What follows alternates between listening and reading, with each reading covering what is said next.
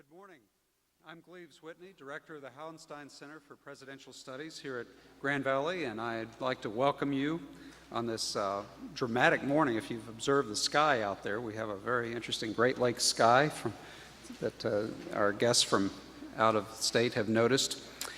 And I'd like to welcome you to our second annual Constitution Day celebration, co-hosted this year by the Hauenstein Center for Presidential Study, the World Affairs Council of West Michigan, and the Gerald R. Ford Presidential Library and Museum.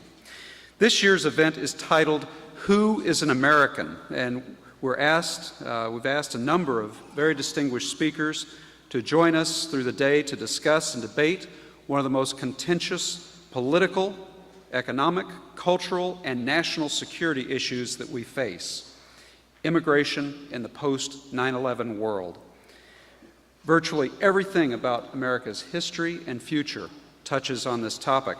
I'm reminded of the great Harvard historian Oscar Hanlon, who starts graduate school and he says, I'm going to study immigration in American history. And after 1 year of reading and talking to his profs, he comes to the conclusion that immigration is American history. And he goes on, of course, to write all those great books, including the Uprooted.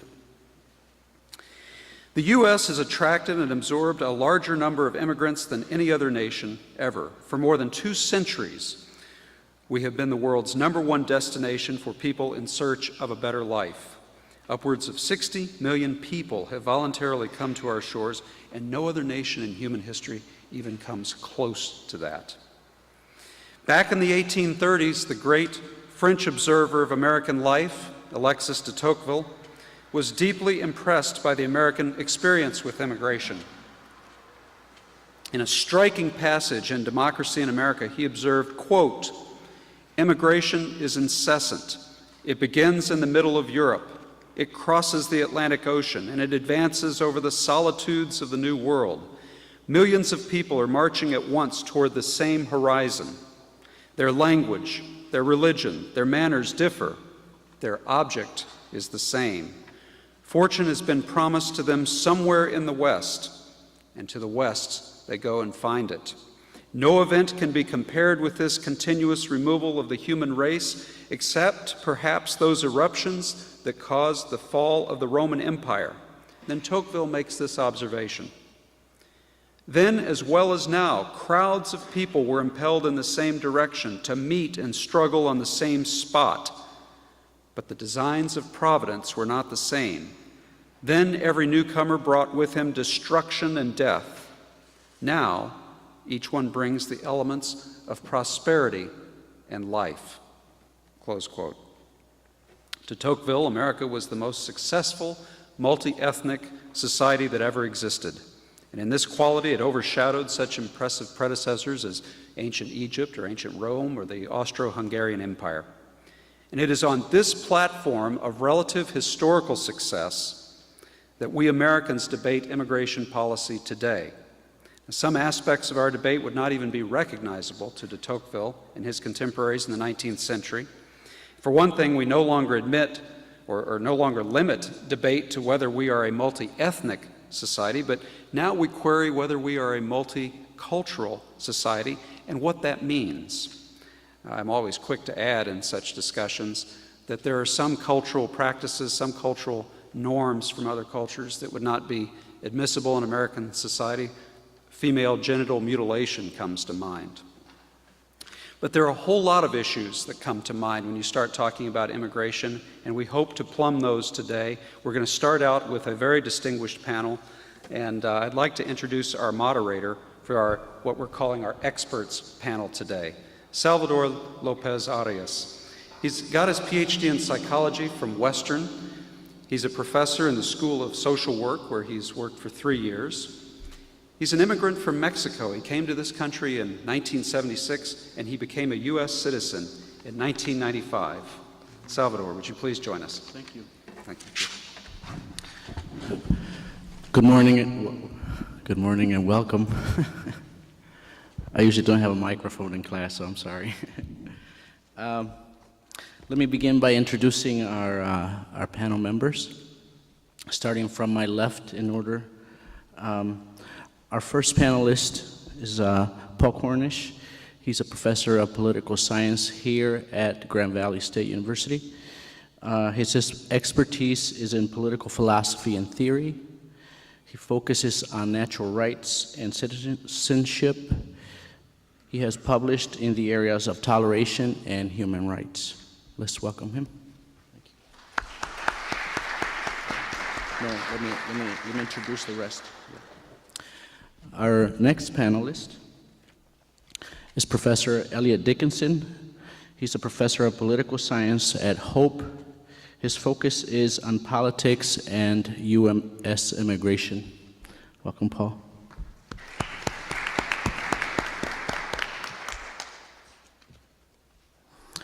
Our next panelist is Barbara Elliot. She's president for the Center for Renewal. She was awarded the Eleanor Roosevelt Award for Human Rights in 2001.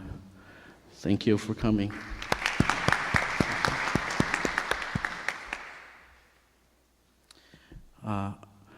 Our next panelist is Dr. Patrick Shen. He immigrated to the U.S. And teaches Chinese history and world history as well here at Grand Valley. He focuses on global history and immigration and U.S. and Chinese relations. Welcome.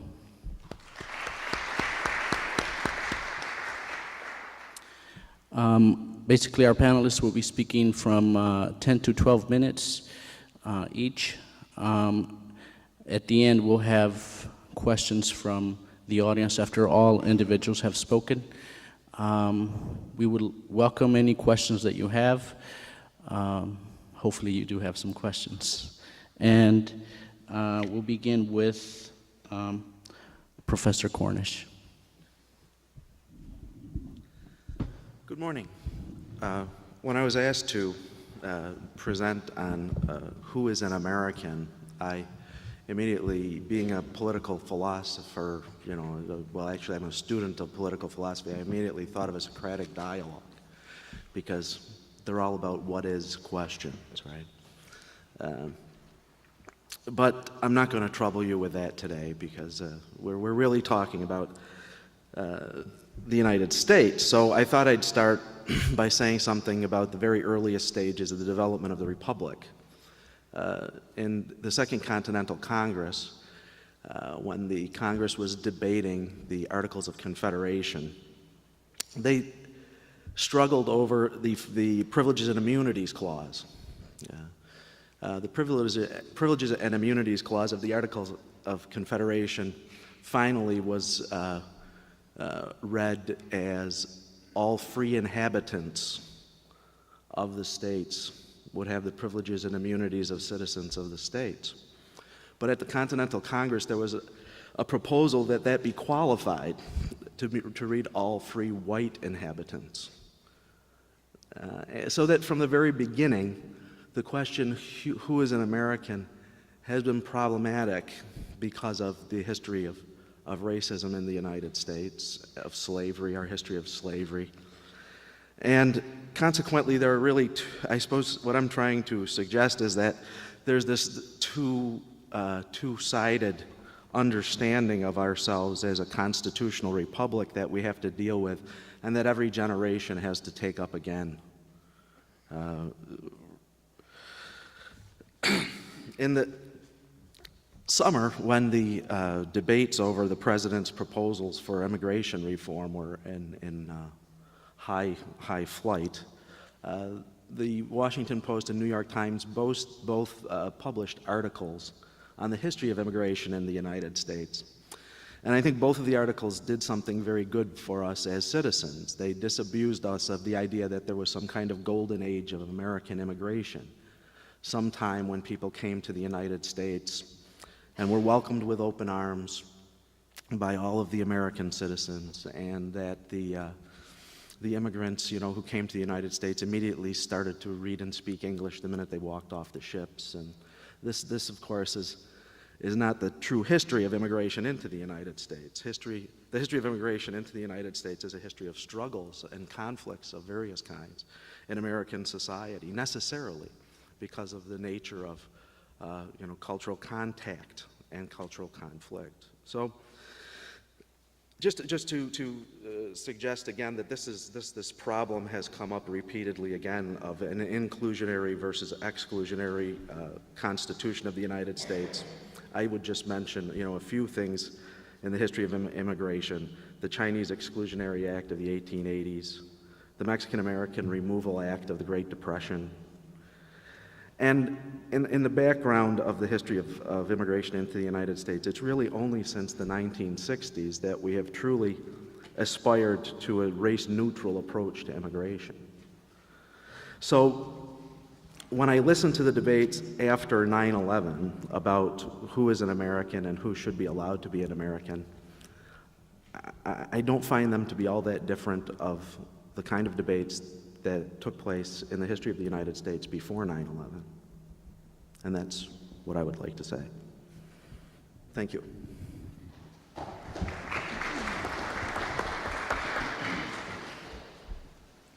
Professor Dickinson. Thank you. In the precious 10 to 12 minutes that I have, I'd like to point out what I think are some truisms or facts or axioms in immigration studies, mixed with, of course, some of my own subjective and biased opinions.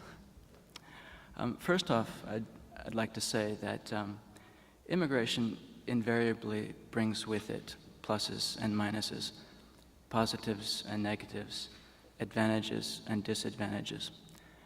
And so the challenge that we face today, mostly in my opinion, is to strike a balance between the pluses and the minuses. And that is to maximize the upside and minimize the downside of immigration. And in the process, to maintain our compassion towards immigrants and our fellow human beings. Now, if we look at the historical record, we see that immigration brings out the best and the worst in people. Generally speaking, immigration is reviled when it happens, and then 2 and 3 generations later, it's celebrated. Nativists will decry what they see as a threat to our national identity and to our language and to our culture. And public opinion really is consistently against immigration. But beneath these intense feelings and this heated rhetoric, there are some laws of migration, I would say, at work. And these are what I would like to talk about today as I see them. Immigrants are pushed out of their countries of origin and pulled into the United States by very powerful forces, including political, social, and economic forces. And they come for things like freedom and opportunity and employment. And whether we like it or not, we live in a capitalist society. And capitalist societies always need cheap labor. Harsh as it sounds. Employers demand it, and we as consumers have become addicted also to cheap goods and to cheap food and to cheap everything. Another truism I see is that our government can't possibly control 100% a 2,000-mile border with Mexico, nor can it completely regulate immigration across a 4,000-mile plus border with Canada. What's more, our government has encouraged and facilitated migration into this country for literally hundreds of years, as we all know, through attracting migrants to work on the railroads, to pick our produce, to attract skilled and unskilled labor, and including the uncomfortable fact that we've been involved in Southeast Asia and Central America and the Middle East and neo-colonialist activities, in my opinion. So it's an axiom of migration that once these patterns of migration start, they can't be easily stopped or reversed quickly. In fact, rather, what happens is they continue and once immigrants settle here and they put down roots, they unite with their families, and this flow of migration continues. And in the process, we also have become dependent on immigrants, both skilled and unskilled in various sectors, like agriculture in particular, and in the garment industries, for example.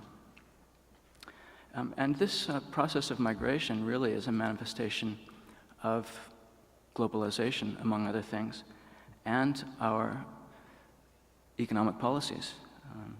Our economic system has allowed megacorporations to pay workers such a shamefully low wage with no benefits, no health insurance, nothing.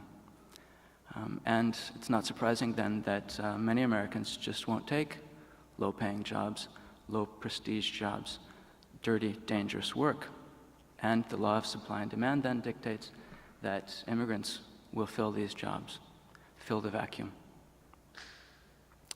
So given this status quo, I think we need to ask ourselves some very serious questions, both practical and existential questions. First, if we've allowed legal and illegal immigrants to come to this country, don't we, or haven't we, signed with them a sort of social contract? And that is, since we've allowed their entry and allowed them to stay, don't they then have a right to stay and to settle and to pursue happiness like all of us, considering the services they've provided?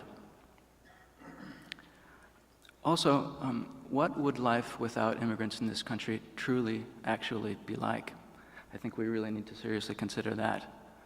Some of us imagine that if we simply stopped or slowed migration or sent those that are here illegally home, then the situation would improve, but we probably don't fully comprehend what that would actually be like. And then ultimately, what is really, truly in our national interest? And how, of course, can we all live harmoniously together? Those are the questions. What kind of America do we want? Where are we going? Whither goest thou, America, is my question. So those are some of the deep questions that we need to seriously ask ourselves and ponder in this debate. I also think we need to confront some very sobering realities. If we truly want to mitigate immigration, then we need to reduce our demand and our reliance on labor, on foreign migrant labor. Another reality, as I see it, is that we can't possibly forcibly deport literally millions of people. That's both unfeasible and inhumane. And to consider what that would actually be like, it would be like reliving the Elian Gonzalez experience millions of times over. And even worse, it would resurrect or rekindle images of the Gestapo kicking down doors at night, and it would create massive fear and loathing in America. Now, that just can't be. It's unfeasible and impractical, unethical, and in my opinion, immoral. It's not an option. Also, we simply can't allow literally millions of people to live in the shadows of this country. So what I'm suggesting then is that people need to be legalized when they're here. If not, it creates a marginalized section of society that's susceptible to abuse, and this is dangerous. All we need to do is remember the 1992 riots in Los Angeles, or more recently, the riots in France, where disgruntled youth took to the streets. So then, the ultimate question then is, how shall we then live?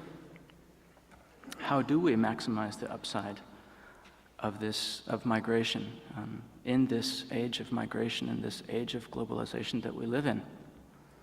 Well, I suggest that we start by remembering that skilled and unskilled migrants provide this country with much needed labor, and a great deal of energy and vitality.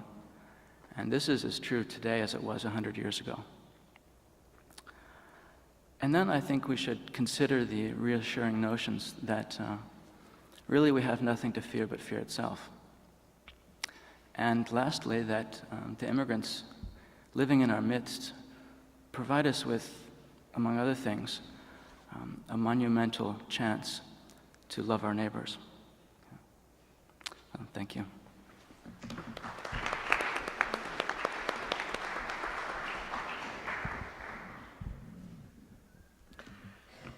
I come to you this morning as not only someone who studies the issue of immigration, but to some extent is a hands-on practitioner. I have lived through 2 demographic wind shears in my lifetime. The first one was in Germany at the time that the Berlin Wall was coming down, and there were suddenly 300,000 people, even before it came down, who moved from East Germany, Poland, Kazakhstan, and a lot of other places into West Germany where I was living. And I left the job that I had at that time to launch a private initiative to scoop up those that I could find within driving distance and help them find a new life. I'm now living in Houston, and we are having a demographic wind shear there as well. It's the second most ethnically diverse city in the country. 38% of the city is Hispanic. It's the largest concentration of Nigerians outside of Nigeria, a large Vietnamese population, many Indians as well. Interesting place. Anyway, all the nations of the world are there, and I am in the midst of launching an initiative to help people who are living in poverty find employment. That includes immigrants and refugees, but it also includes Americans who, for whatever reason, are living at the level of poverty. And in plunging into this, it's been an interesting occasion to see the various sectors of society that have an interest, who are stakeholders in providing a transition for people of other nationalities into a gainful life. Just a couple facts. The immigrant population was 35.7 million in 2005. That's about 12.5% of the total U.S. population. That does not include the full estimates of what the illegal population would be, so it'll make it higher. But there are 4 aspects of this subject that I think are relevant for purposes of discussion today. One of them being the political issues that surround the debate, the other being the economic issues, the third being cultural issues, and I would suggest that there's also a theological approach to this subject that we should be mindful of. And the political issue, of course, it's the lawmakers who are debating this or pretending to debate it. There's been a lot of heat and light, perhaps more heat than light. The economic issues often are debated by those who are suggesting who ought and ought not be employed, but in the end, it's the job givers and the job takers who are making these decisions one by one. The cultural issues are addressed in the realm of civil society, the private voluntary associations, churches, neighborhood organizations, nonprofits, like my own. And I believe that there is a good deal that has been yet unexplored in terms of our capacity in America to assimilate and acculturate, but largely in the private sector. The people who participate in that realm do so voluntarily and have a variety of skills, and are also more effective, I would suggest, sometimes than their public counterparts. Together, these 4 sectors have what I would call a multi-sector stewardship for the soul of the nation. And to the extent that we can hear one another in these various sectors, we are more likely to come up with a reasonable approach. Just a couple kind of bullet points on each of these realms. On the economic realm, there's been a lot of debate about what immigrants actually take or give to the economy. It's already been mentioned that many immigrants who come here are taking jobs that Americans either don't want or are not willing to take at the same pay.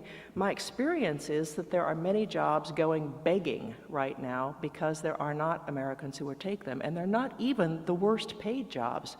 They're simply jobs altogether. We seem to have a labor shortage at the low end of the low-skilled and semi-skilled workers. And the employers that I'm now dealing with have gaping holes in their opportunities, many, many more jobs, even with benefits, than there are applicants for those positions. They tend to be concentrated in the fields of construction, hospitality, service, landscaping, and food preparation, We need a guest worker program that will allow people to work who want to work. The Wall Street Journal put it this way in one of their editorials: current immigration laws has made lawbreakers out of millions of hardworking, otherwise law-abiding people, immigrant workers and native employers alike, whose only crime, in quotation marks, is a desire to work together in our market economy for mutual advantage. Death in a boxcar is perverse punishment for seeking a better life, end quote. What do they cost? Well, there are disputed facts on the impact that immigrants have on our economy. Researchers for Bear Stearns claim that immigrants in the American workforce depress wages by about 2%, but others disagree. A study by Gianmarco Ottaviano from the University of Bologna indicates that the influx of 8 million immigrants from 1990 to 2000 actually pushed up the wages of US-born workers about 2.7%. A recent study by the Pew Hispanic Center looked at all 50 states and the impact of immigrants that have come in over the 1990s through the downturn in the economy and then through the upturn after 2000. And there is no constant pattern. In about as many states, there was a modest positive influence and a modest negative influence. In other words, it's a wash. There is not a clear correlation between depressed wages and an influx of immigrants. Even among the age group where there tends to be the highest concentration, which is the youngest workers, ages 25 to 44, many of whom had less than a high school education, there's no discernible impact on the less educated and relatively young native-born workers. Well, there's also another aspect. What would it actually cost to deport them? Senator John Cornyn recently said we couldn't deport the 10 million illegal immigrants if we wanted to. The Center for American Progress estimates that the cost of a mass deportation would be at least $206 billion over 5 years. You might also consider what the effects would be on the countries that are supported by their remittances. Now, these workers who come to our country send home remarkable amounts of money. Although they are earning far less than any of us would be, they're sending it home all over Latin America, Mexico, Central America. And if those remittances were to end, those economies, which are already fragile, would be destabilized to an even greater degree. The remittances from America are the second largest source of income in Mexico currently. In the absence of that, their economy would be an even bigger disaster than it is. We have another problem here, and that is that the economy that these workers are going into is operating largely on a cash basis for people at the lowest skill levels. That includes native-born workers as well. The cash economy in construction right now is the soft underbelly. There are lawbreakers of all varieties who are simply, rather than putting their workers on the payroll and paying Social Security and workman's compensation and all the things that they should be for them, are simply paying them cash in an envelope unmarked. Now that affects immigrant workers, but it also affects American workers. And those who are working in those fields now, and I've been talking to a lot of businessmen in this realm, are saying that actually the enforcement needs to take place on the employers who are breaking the law, period. The issue is not immigrants, the issue is the employers who are breaking the law and are thereby underbidding the law-abiding construction partners that they have who are not able to compete on a reasonable and feasible basis.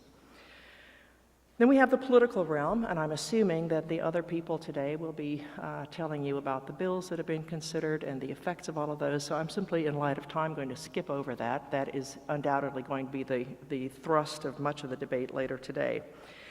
I would like to talk about the civic realm, because I think it's important here to recognize that much of the job of welcoming the stranger among us takes place in private voluntary associations, like those that Alexis de Tocqueville wrote about.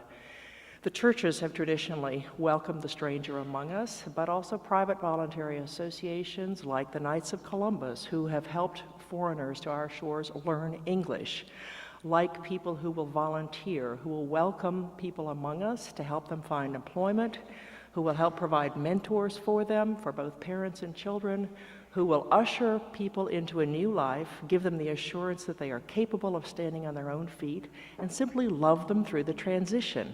Historically, America has done a very good job of that, and people who come to our shores from other countries are struck by the genuine generosity that there is in the American heart. I lived on the continent of Europe for about half of my adult life, and I can tell you it's not like this elsewhere. This is a striking difference in America, and this is something that we continue to offer despite even all of the heat and the rhetoric now. We're doing this acculturation and this assimilation, but I think we are failing in some respects, particularly when it comes to education. I'm living in a city where our approaches to bilingual education are giving us a lot of young people who are really not sufficient in either language. And I can say from having had my own children go through education in another language, the only way to do it is full immersion, and it worked on both ends of that process. Business owners, however, who are also in that private sector in this regard, are coming to the aid of some of the people that they are employing. I'll give you two examples before I yield the microphone to my colleague here. One of them has a construction company in Houston that I think is exemplary for the nation. He banded together with a number of other people in the construction business to put together a nonprofit organization that will take people who are willing to work, and they initially went into prisons and to schools and to boot camps to find anybody, not specifically immigrants, anybody who was willing to go into construction, and to give them an education in how to use tools and how to read blueprints, and to give them the equipment that they needed to usher them into gainful employment at better than minimum wage jobs with benefits. And they found that they were having a very difficult time recruiting. And now, 10 years later, they're seeking primarily immigrants who've come to the country only because those are the people who will show up for work. So they're focusing on that, but with the idea of moving them from being skilled, from unskilled to skilled workers, providing them benefits quickly, and then placing them with 75 companies throughout the city. That seems to me a remarkably insightful and generous response to a clear need. They're providing the transition from a low-skilled immigrant position into higher-paying, higher-skilled work. They didn't have to do this. And they're now placing about 1,000 people a year simply because they believe it's better for these people to have genuine work with benefits than to leave them standing on street corners hoping that someone would pick them up. I think that's an enlightened approach. There are also people in the city who are providing medical care in clinics for the uninsured. Many of the people who take advantages of that are immigrants, but it's also people who, for whatever reason, don't have medical insurance. Sisters of Charity have a clinic in the southwest part of the city where they treat probably 98% of undocumented workers in the city.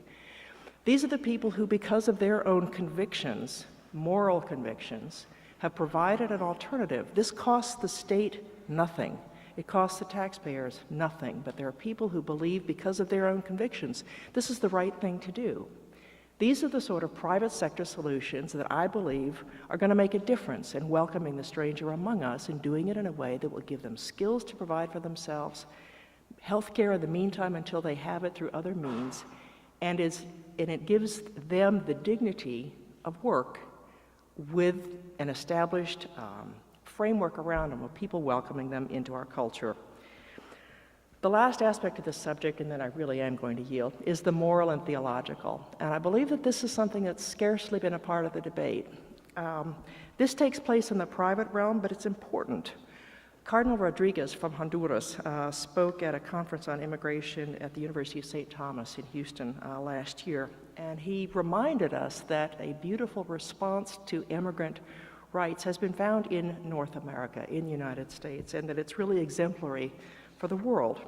He reminds us that the rich heritage of Jewish teaching and also of Christian teaching points us toward the experience of the nomads in the wilderness and of those who were taken into captivity in Babylon. He reminds us that the rich heritage of Scripture and the church teaching tells us that the patriarchs were nomads in the Holy Land who migrated to Egypt, where they were oppressed and then delivered. The quoted Exodus says, "You shall not oppress an alien. You well know how it feels to be an alien, since you were once aliens yourself in the land of Egypt." In Leviticus, we're reminded, "You shall treat the stranger who resides with you no differently than the natives born among you. Have the same love for him as yourself. for you too were once strangers. You see, we're called to treat others among us with dignity. God has given us the ability to love and to provide a transition for others, and we are called upon to remember that we are sojourners on this earth, and in a sense, strangers yearning for our homeland elsewhere. There is a mindset in which we are called to remember that we are all new creations, and from that gratitude, to give a spark of that to others among us. As improbable as it is, Cardinal Rodriguez reminded us, the uprooted state of immigrants who live as strangers in a strange land is precisely the mindset that we are called upon to have as people of faith. Serving a stranger among us has at least as much to do with us as it does with them. Why should we do this? Well, remember the scene of the Last Judgment in Matthew 25, when our Lord looks at all the people before him to be judged, and he separates the sheep from the goats. And the question he asked them was, where were you when I was hungry? Where were you when I was thirsty? Did you provide food for me? Did you welcome the stranger? And for those who will be given their reward, he says, I was a stranger and you welcomed me. Why should we do this? Because it's the right thing to do. Thank you.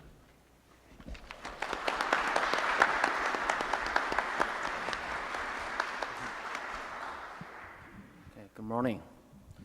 When Mandy asked me to present a talk for this debate, because I teach Chinese history, it's too far from American immigration. As an immigrant myself, I think I can do that, so that's why I accept this offer and I come here to present my talk. One piece of information in the introduction of me is wrong. I'm not a U.S. citizen yet. I'm still working on it. And in the future, certainly that is definitely my destination.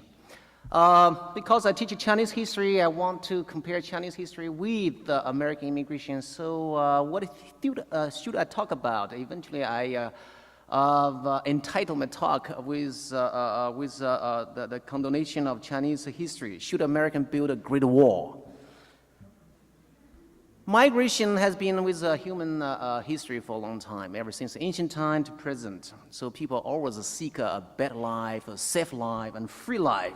It is always great for a nation to attract new immigrants like America.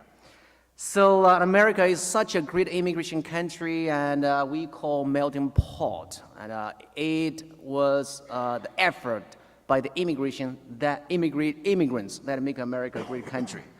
Yet, throughout history, and humans always in different nation states try to protect the nation from invading forces from other countries.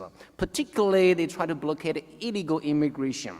The Great Wall of China was intended to fend off the nomadic people living in northern China from entering or invading China proper. It was to safeguard Chinese society and secure their border. It was built 2,000 years ago.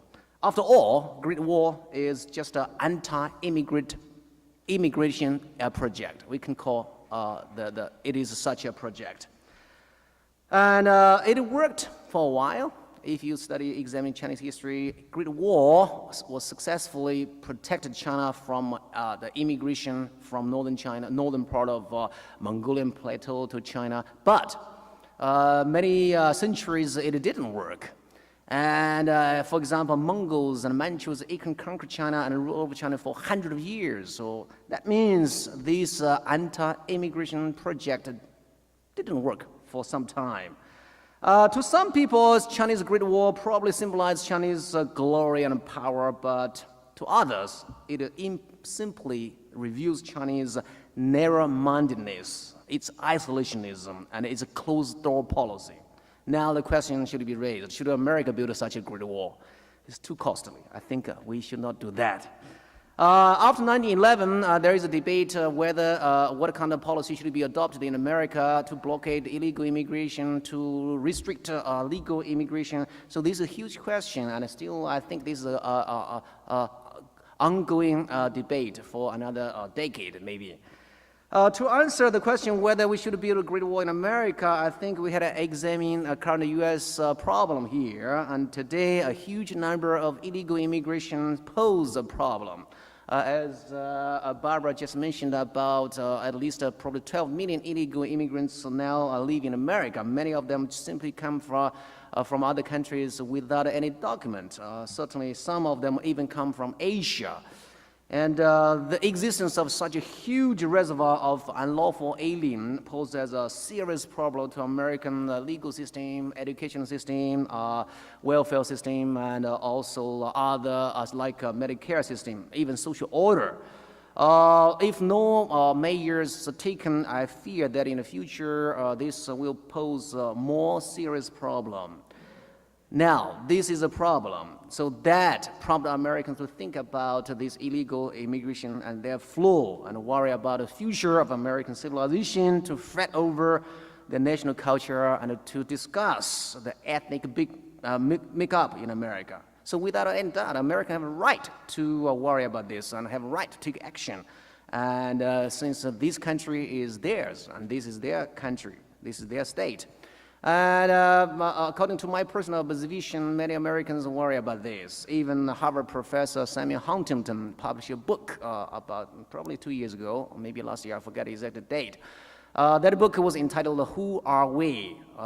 He identified Americans as religiously Protestant, and also culturally is an English-speaking person. But anyway, he predicted in his talk that American civilization would be ruined if this trend of immigration, illegal immigration continues, particularly culturally, that will be disastrous to American civilization.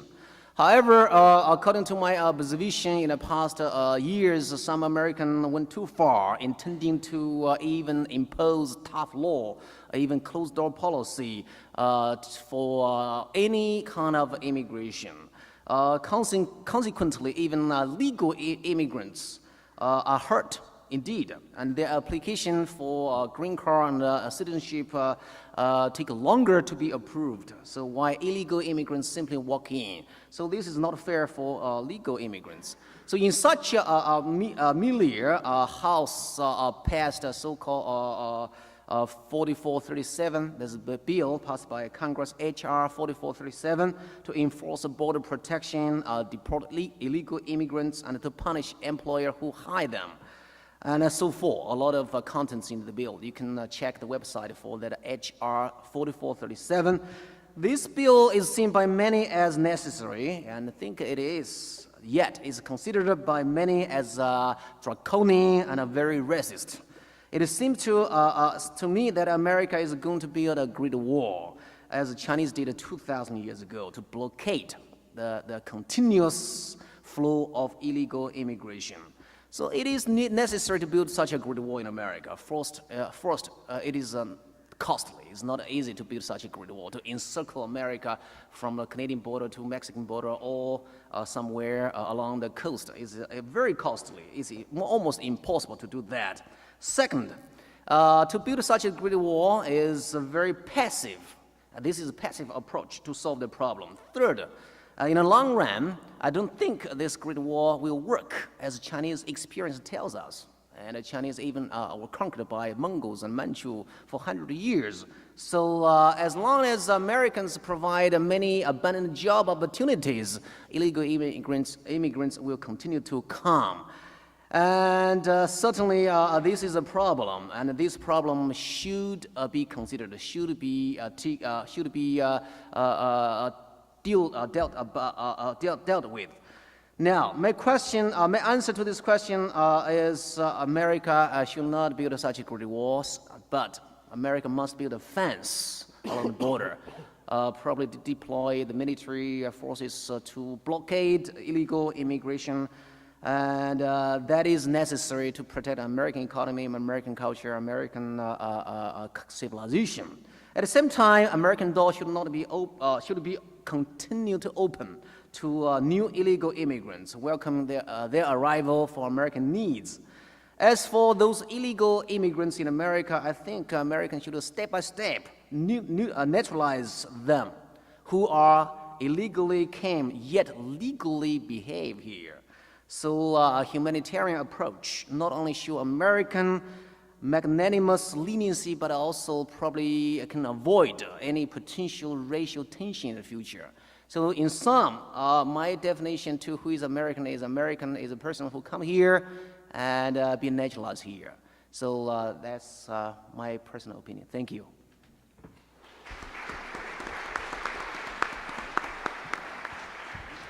Thank you, panel members. Let's open for questions out from the audience. Yes.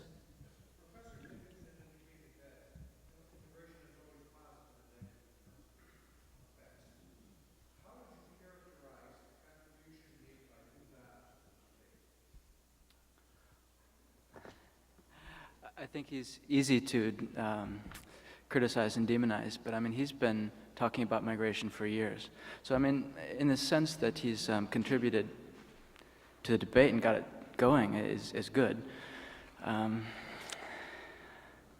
I think probably he's characterized immigration too negatively. That's my opinion, although I do respect him as a figure in the debate. But maybe some others have opinions on that too.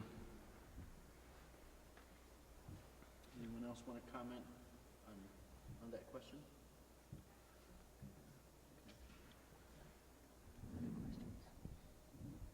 Other questions? How do you see him? Yeah.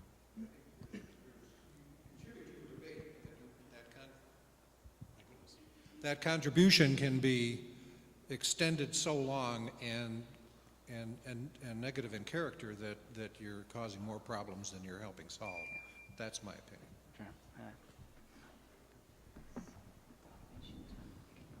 Sure. Other questions?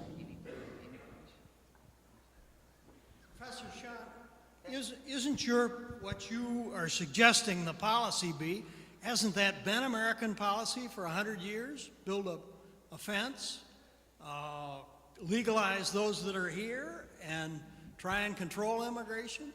Isn't that the status quo? Okay, that's a very good question. I mentioned the fence in my talk just a few minutes ago. I think the fence probably could be built in many forms. For example, you can deploy military soldiers along the border to stop the huge, heavy flow of illegal immigration. So that is fence too.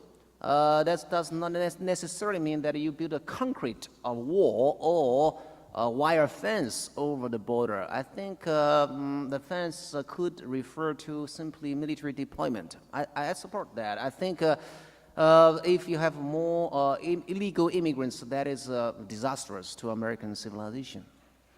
But the fences could be many things. Did I answer your question?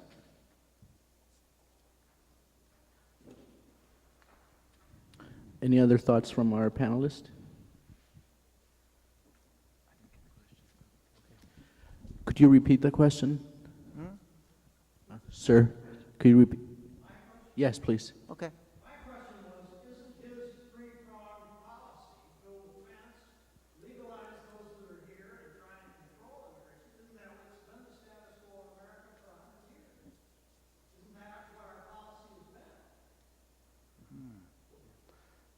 I think, to my understanding, naturalization of illegal immigrants is a must. It's almost immoral to simply send those illegal immigrants who legally live here or legally behave here back to their home. Particularly after the illegal immigrants landed here, they have their children here, they are familiar with this society, they got some jobs here, and certainly naturalization takes years. We cannot simply naturalize them within 1 day or 1 year or 2 years. Take a long while, and certainly many people, they had to adopt this language. Speaking English is a key for them to be Americanized, to be naturalized. So certainly that process is a long, is not a short period. Did you want to comment?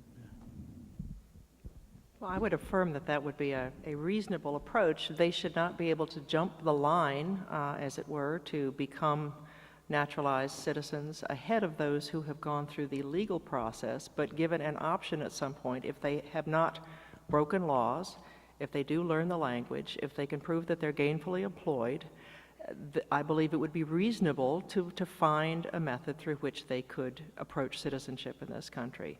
But I think part of the resentment that many people have over that is, why should they be given essentially a reward for having broken laws? And some of the proposals which would have them either pay a fine or in some other way recompense for having broken the laws is also a reasonable part of the debate.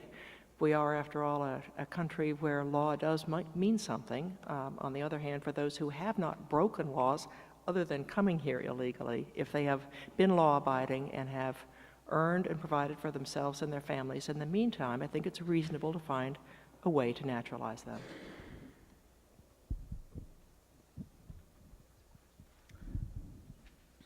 Well, to me, it seems as if we consider ourselves a monocultural, monolingual nation, and we tend to marginalize even groups that this immigration debate has allowed us to, as a nation, separate an us and them sort of mentality.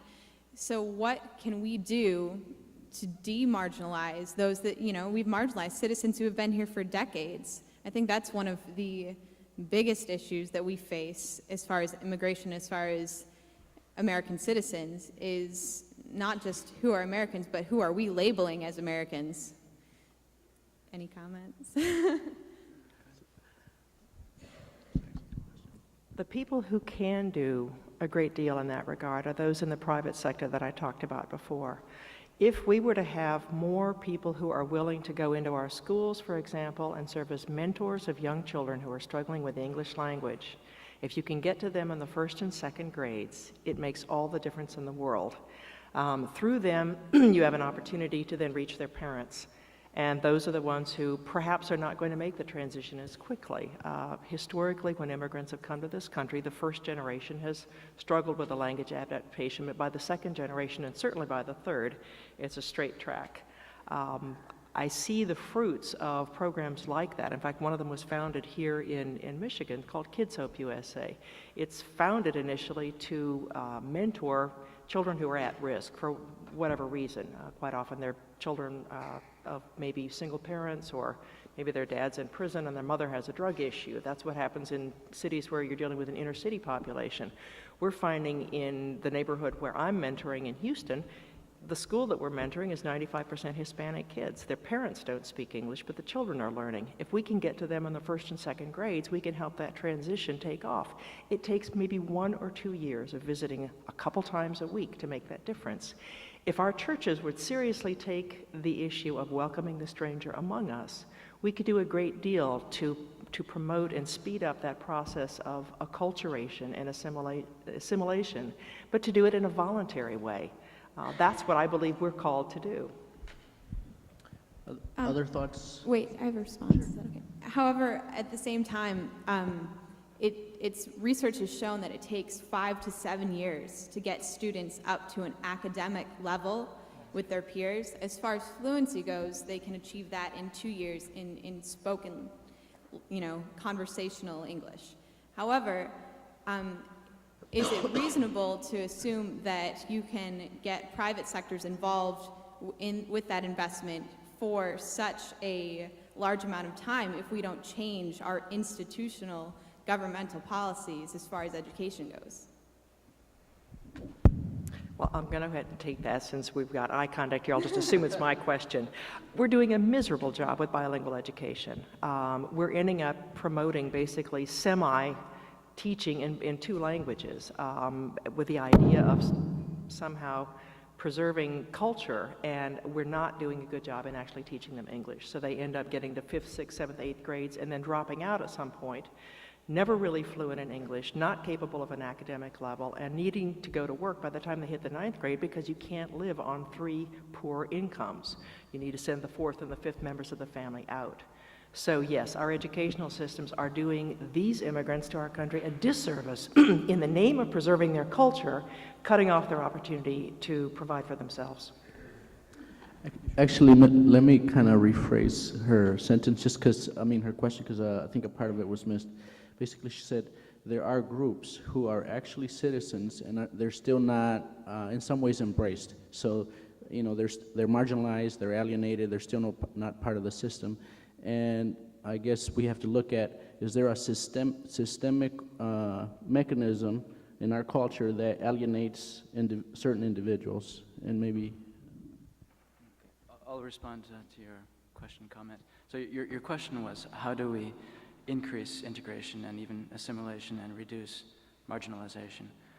Well, on a theoretical level, I mean, on the one hand, we can be the change that we want to see in the world, like Gandhi said, and that means, you know, reaching out to people and making them feel at home and feel integrated.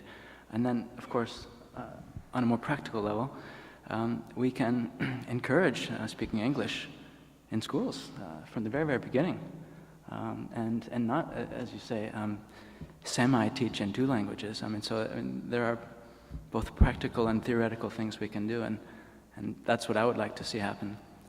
Encourage better instruction. We should spend our money on education, not war, in this country. That's a very good words to use, marginalization. I don't think that's a strong possibility if a government enforce a lot of policies to legalize them and naturalize them, unless they don't want to be naturalized. That's another issue. And in American history, you can see that when new immigrants come here, they indeed are marginalized. Like African Americans, ever since they came to America in 17th, 18th, 19th century, they were marginalized. They live in their own area. They were slaves. This is a policy, this is a law in the South at that time marginalized that. And today, in the 21st century, the law is very open. The policy is very transparent. I don't think they will be marginalized. They will be form a new caste, a new class, unless they refuse to be naturalized, refuse to be assimilated. I think there are some keys for them to be naturalized. The government should enforce some policies to open their society, and then urge them to adopt an American way of life, speak English, adopt American culture, to just behave as Americans do. So those are the keys to avoid marginalization. Does anyone want to comment on what Dr. Shen's saying? I'm absolutely delighted that Barbara has introduced this concept of acting out your moral convictions, your faith convictions through helping other people. And I think the one thing that makes the United States stand out is people taking initiatives like Barbara has done, both on the other side of the Atlantic and then back here in the U.S., that people take their personal convictions forward in helping out other people. However, I have a huge concern that we need to rely on volunteers and bake sales in educating millions of people across this country while this government is spending hundreds of billions of dollars bombing other countries. And the question is, I did ask each of the panelists, where does the role of government fit in terms of educating this underserved or undereducated portion of our society versus individual initiative?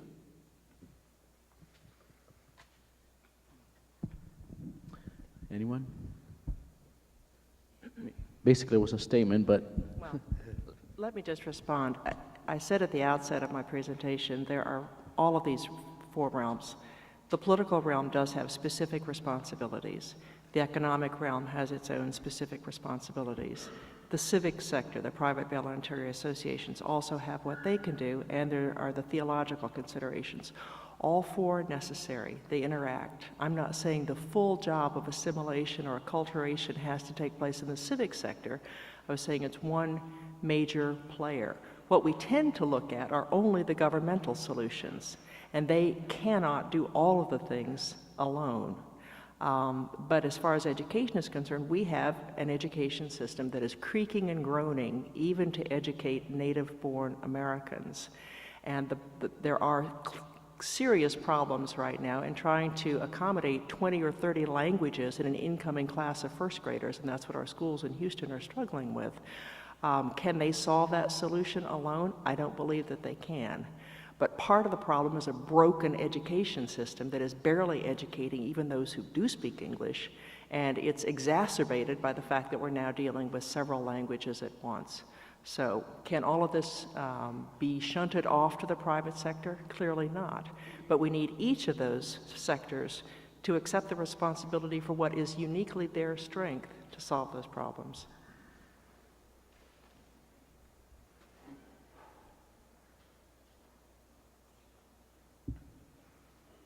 I'm going to address my question to Professor Cornish because you deal with questions of normative import, and also you mentioned the Constitution. This event is sponsored by the Center for Presidential Studies, and we're talking about who is an American, and my question is, would you please address the continued moral, ethical, and constitutional basis for not allowing naturalized citizens to become President of the United States? Should a naturalized citizen be allowed to become President of the United States? This is an interesting question. Because we are now a very multi-ethnic society made up of generations of immigrants from different parts of the world, it would seem reasonable that we might move towards a constitutional amendment at some point to allow naturalized citizens to run for the presidency. I'm not exactly sure, though, what would start that sort of change into motion. It generally, the Constitution does not change very easily. We have similar kinds of discussions on a regular basis about the Electoral College and whether the Electoral College shouldn't be abolished now that we are really more of a democracy than we were when the Constitution was adopted, and we have much more faith in the common citizens to make various kinds of decisions than the founders did. Why don't we have directly elected presidents? I think that's a reasonable question to ask, and I don't see any reason why naturalized citizens shouldn't be allowed to run for the presidency. Many of them may be more qualified than some of the people who have been running for presidency in recent years.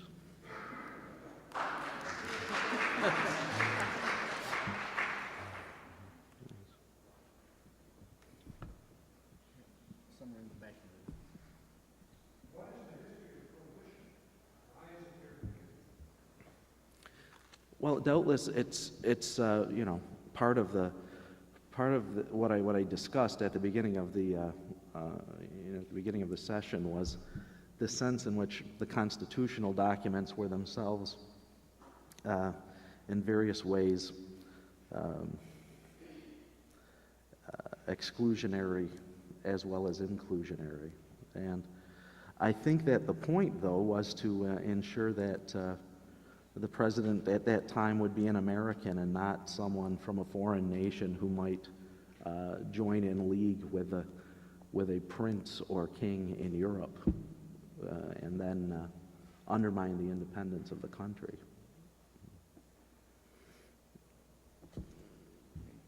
I get really depressed when I think about this. I mean, this is a great topic and a great idea to host an event like this, but I'm wondering if we don't waste our time thinking about what we as Americans can do, and this seems to be a global issue.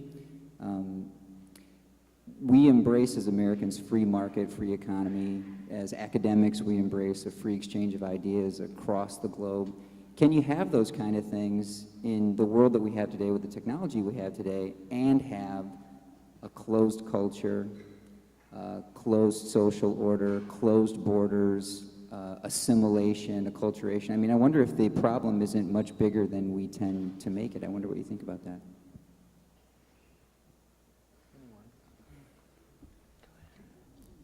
I think you're making a good point. We've, whether we kind of know it or realized it or consciously did it, we've bought into a system of free trade and free exchange, and these are our values, and they've created something bigger than ourselves, and that's globalization, and part of globalization is migration. So yeah, I think that we're going to simply have to accept free movement and everything that comes with it. Yeah. Go ahead. Because I lived in Europe for 13 years, I was always a foreigner in many countries, and if you think about it, all of us are foreigners in every country except the one where we happen to be right now. There was a wave of violence against all foreigners in the 90s in Germany after they had assimilated all of these people, or attempted to assimilate all these people from all of the Eastern European countries and everywhere else that had arrived there. There was an outbreak of physical violence against virtually anyone who was not a native-born German. In 1 year, there were something like 1,050 incidences of physical violence.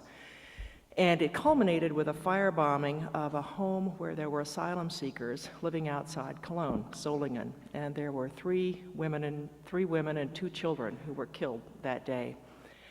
And the next morning, they had a commemorative service for them in Cologne. And I just felt something had to happen. I had seen so much of this building up over several years and went there. Put on a little sign that said, "Ich bin Ausländerin," I am a foreigner, which of course I was there. But I also put the symbol of the fish underneath it. And I thought, if anybody asks me about that, I will explain the sense of being a foreigner on this earth, not only the fact that I'm an American living in Germany. And as I made my way through the police who had been assembled there, who had their riot gear on, they had helmets and they had their shields. There were cars parked, and they had basically made it almost a fortress around where they're going to have this service. And I had to pass through there. They were urging me not to go through, the police were. I made my way to the front of it, and there were Turkish men who were then checking my purse going in, because it had been 5 Turkish women and children who had been killed that day. And they looked at me, they looked at my purse and didn't find a gun, and they looked at the sign and said, "You foreigner, me too. It's okay, you go." And as I stood there with this group of very angry young Turkish men who were picking up stones and were ready to throw them at the German president, von Weizsäcker, who was there that day, I felt in a sense an unusual solidarity with them, because I simply acknowledged, although we were not of the same faith, these are God's children. These are people who deserve to live, who were innocent victims of hatred against them because they were foreigners. And I stood there that day and prayed that there would be no further violence against them or against anyone else because of their nationality. I think there's a sense in which we're called to do that, whether they're here or there or anywhere, because we are all God's children. I'd like to just follow up on your comment here. I was also living in Germany at the time in 1992-93, and in 1992, almost 500,000 asylum seekers came to Germany. And there wasn't just that attack in Solingen, there was also an attack in Mölln and in Rostock, and Rostock was by far the worst. And what happened in Rostock, which was in the northeast, former East Germany, was that it lasted several days, and neo-Nazis burned asylum seeker homes, shelters, and the police stood passively by, more or less, and the locals even cheered what was going on. And that happened, many times over in Germany in that year. And so what I've learned from that, I've learned many things from that experience. One is that America truly is an accepting place. And it's very, very diverse, and all you have to do is compare it to parts of Europe to know that. But also what I learned from that experience was that, the people take their identity seriously and their threats to their culture. And when it is literally inundated by 500,000 asylum seekers and millions of other migrants, that is something to take seriously. It should not ever be belittled.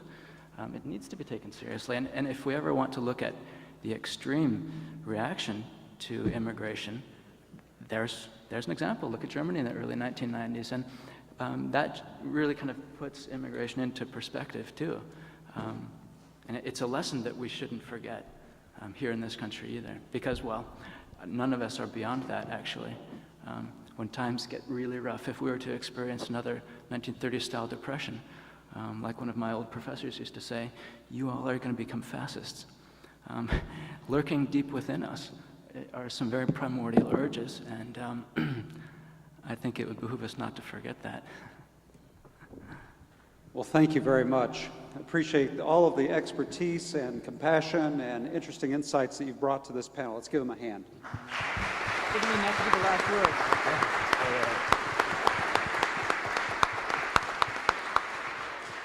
Well, I am not disappointed at all. I thought this would be a great way to start the day. This is the beginning of a lot of programs for today, and I hope that you will join us. In 15 minutes, we are going to have our second panel, which is going to be Immigrant Voices. I thought that it would be important to start the debate today with what our scholars and experts have perceived, what their work has shown, and their experiences as well. But at 10 o'clock, we would like to turn the dais over to those who are actually going through the process of immigrating and in many cases becoming American citizens. So I hope you'll join us. Come back at 10 o'clock. Thank you very much.